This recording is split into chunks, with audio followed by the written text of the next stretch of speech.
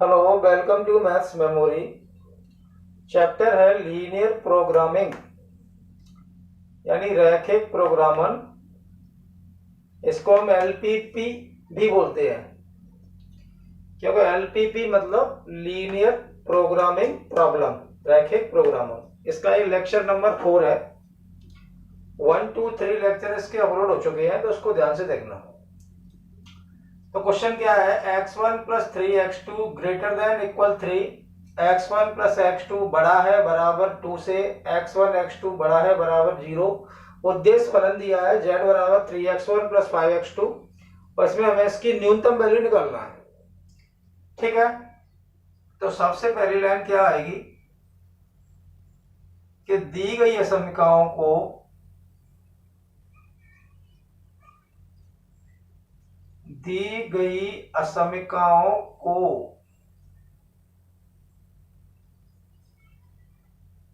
पूर्ण समता के चिन्हों से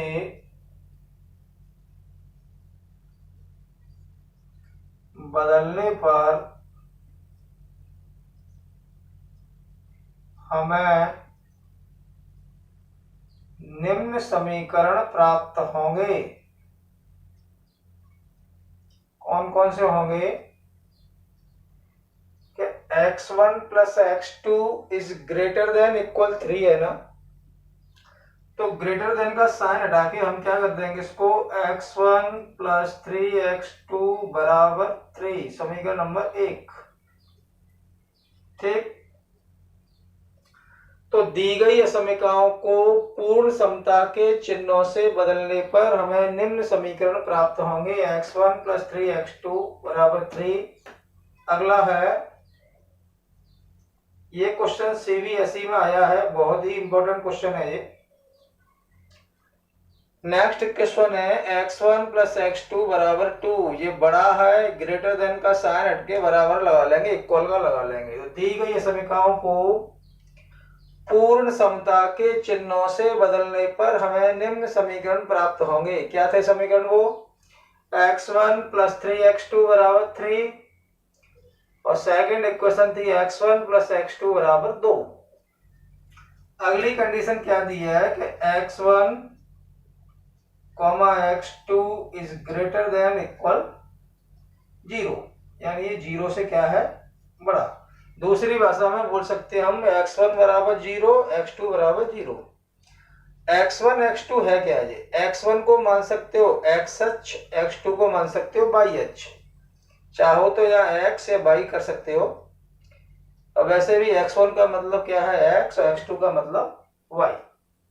ठीक, तो दी गई असमीकाओं को पूर्ण समता के चिन्हों से बदलने पर हमें निम्न समीकरण प्राप्त होंगे। वो समीकरण आंखों के सामने लिखे हुए हैं। ठीक है, सबसे पहले समीकरण नंबर 1 से ध्यान देना।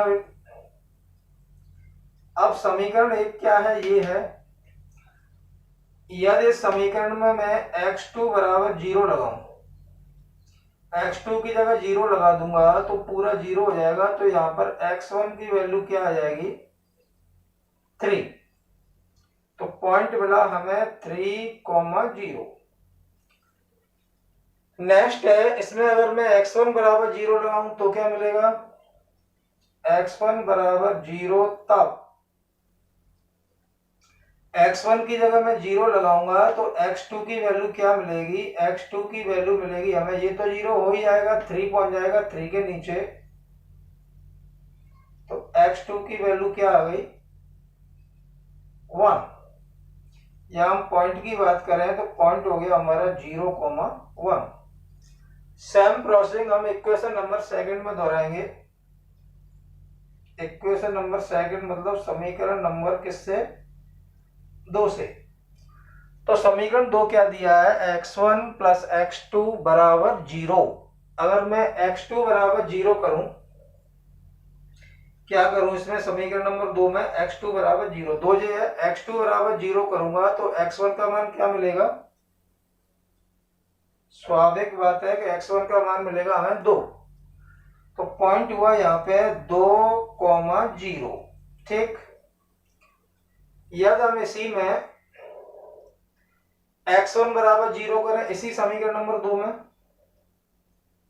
चलो मैंने x1 बराबर 0 कर लिया, x1 बराबर 0 करेंगे तो x2 का मान क्या आया, 2 आया। तो पॉइंट क्या मिला, पॉइंट मिला हमें 0,2।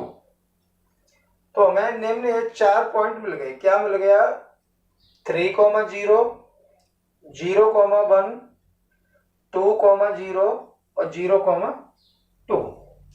हम इन चारों पॉइंटों को लेकर एक ग्राफ ड्रॉ करेंगे, ठीक है।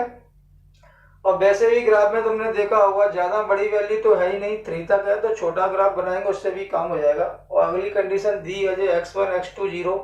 इसका मतलब क्या होगा कि ये जो ग्राफ बनेगा x और y दोनों अक्षों बनेगा। x1 बराबर 0 तो उसमें x2 होता है, x2 बराबर 0 तो x1 होता है, यानी x बराबर 0 तो y अक्ष, y बराबर 0 तो x अक्ष, ठीक है। तो ये इसकी कंडीशन दी है। अब हम इनको मिला के ग्राफ बनाएंगे तो क्या कंडीशन बनेगी ग्राफ की, देख सकते हो।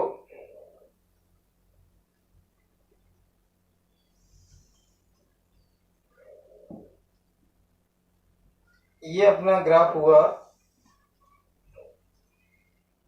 इसको हम कहते हैं x अक्ष।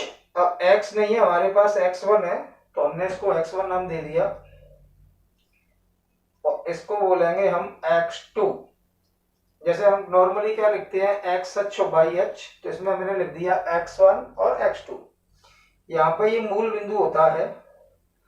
पॉइंट अपने हाईएस्ट कहां तक है, 3 तक है, तो 3 तक पॉइंट है। तो हम क्या करेंगे इसमें 1 2 3 4 5 इस टाइप से लगाएंगे, तो ज्यादा बड़ा लगाने की आवश्यकता नहीं है। 1 2 3 काम चल जाएगा। यहाँ x1 की वैल्यू होगी अपनी प्लस की, इधर x2 की वैल्यू होगी प्लस की, तो यहाँ भी लगाएंगे हम 1 2 3, चाहो तो 4, आवश्यकता नहीं है।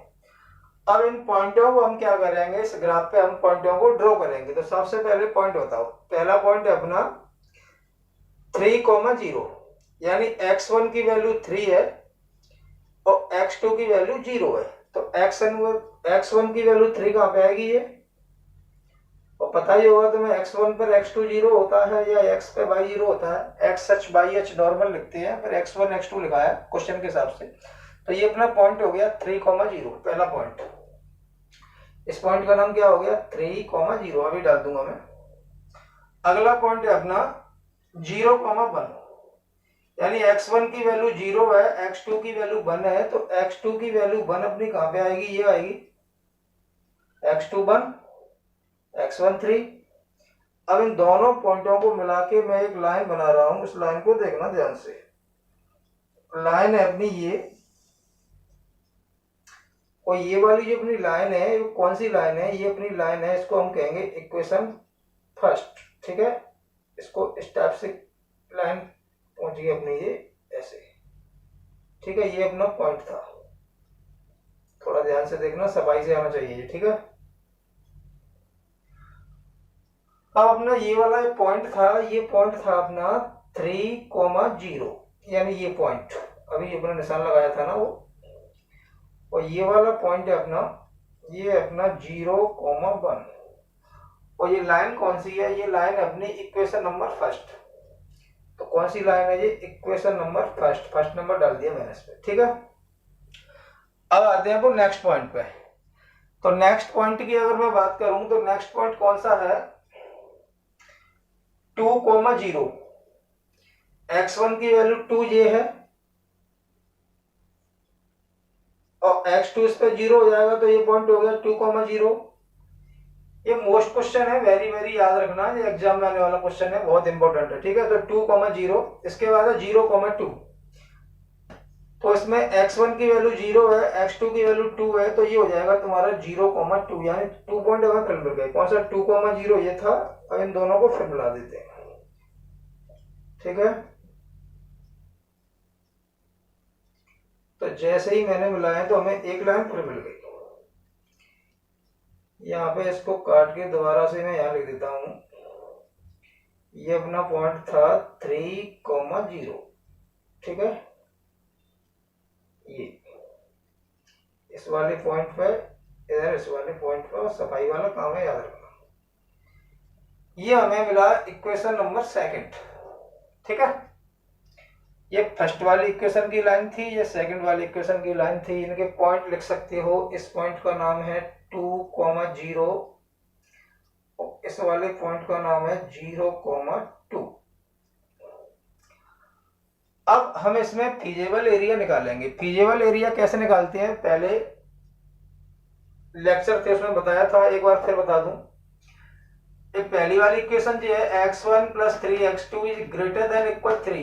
ग्रेटर देन मीन्स बड़ा है, ये मूल बिंदु है, तो बड़े का चिन्ह होता है, तो जो एरिया आता है ना वो मूल बिंदु से दूर आएगा, उस साइड में, मूल बिंदु से इधर इस साइड में। तो पहली लाइन ये है, तो यानी कुल मिला के हमें एरिया ये मिल रहा है मूल बिंदु से दूर, ये इस टाइप से क्या मिल रहा है, क्योंकि ग्रेटर देन यानी बड़े का निशान है। अब दूसरे इक्वेशन पे आते हैं, x1 + x2 is greater than 2, इसमें भी बड़े का निशान है, तो ये भी एरिया हमें कहां मिलेगी, इक्वेशन नंबर सेकंड में, ये भी मूल बिंदु से दूर, तो यानी ये भी एरिया ये आ रहा है मूल बिंदु से दूर, दोनों में इस प्रकार से आ रहा है। अब हमने क्या देखा कि इक्वेशन नंबर फर्स्ट का जो एरिया है, जो फीजेबल एरिया है, ऊपर आ रहा है, इक्वेशन 2 का ये भी ऊपर आ रहा है, तो कुल मिला के दोनों लाइनों से जो ओवेनिस्ट पार्ट होगा वो अपना क्या होगा, वो अपना एरिया ये बन रहा है, ध्यान से देखना, ये वाला, ये पहचान करना है तुम्हें। ठीक है, ये एरिया आगे तक जाएगा, इसका कोई भी एंड पॉइंट नहीं है, याद रखना इस चीज को। ठीक है, ये इस एरिया पे हमें निकालना है पॉइंट वो। अब हमने क्या देखा, इधर जो फीजेबल एरिया है उसके पॉइंट देखो, हमें 2 पॉइंट तो मालूम है, लेकिन तीसरा पॉइंट नहीं पता हमें, तो तीसरा पॉइंट निकालना है हमें। ये तीसरा पॉइंट कौन सा है, मान लो इसको मैं ए मान लूं, इसको मैं बी मान लूं, ये वाला पॉइंट बी है और ये वाला पॉइंट मान लो सी है। ए मालूम है 3,0, सी मालूम है 0,2, हमें बी नहीं मालूम। कौन सा पॉइंट नहीं मालूम, हमें पॉइंट नहीं मालूम इसका बी वाला। तो बी वाला कैसे निकालेंगे, बी वाला है क्या, ये समीकरण नंबर 1 और 2 का ओवेनिस्ट बिंदु है, ये प्रतिच्छेद बिंदु। इक्वेशन नंबर फर्स्ट है, इक्वेशन नंबर सेकंड है, दोनों का इंटरसेक्ट पॉइंट है ये। तो दोनों इक्वेशन को जब हम सॉल्व करेंगे एलिमिनेशन या विलोपन किसी भी मेथड से, तो हमें बी के पॉइंट मिल जाएंगे। तो मैंने लिख दिया समीकरण 1 और 2 को हल करने पर,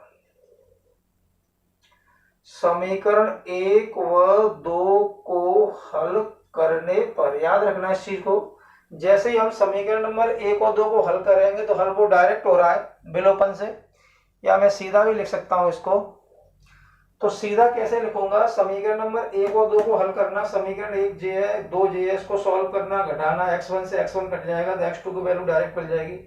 तो इसको हल करेंगे, तो यहाँ पे हल करने के बाद कर लेना हल, भले ही x1 की वैल्यू आ गई 3/2 और x2 की वैल्यू आ जाएगी तुम्हारी 1/2, तो पॉइंट हो गया अपना 3/2 और 1/2। तो भाई ये सॉल्व करना है, ध्यान देना विलोपन से, समीकरण नंबर 1 और 2। तो हमें पॉइंट एक और मिल गया, इस पॉइंट का नाम क्या है 3/2 और 1/2, ये पॉइंट है अपना बी वाला ये। अब हमें फीजेबल एरिया कौन सा मिला, A B C. A B C के पॉइंट लिख के इसमें उद्देश्य फलन में रखेंगे, जो सबसे कम वैल्यू आएगी वही न्यूनतम। ठीक है, मिनिमम वैल्यू निकालना है, तो मैं इसको यहां पे कर रहा हूं, ध्यान से देखना। अब ये फलन क्या दिया है अपना, फलन दिया है अपना z = 3x1 + 5x2, और पॉइंट कौन से थे, बिंदु थे अपने, पहले ए वाला पॉइंट था 3,0, बी वाला था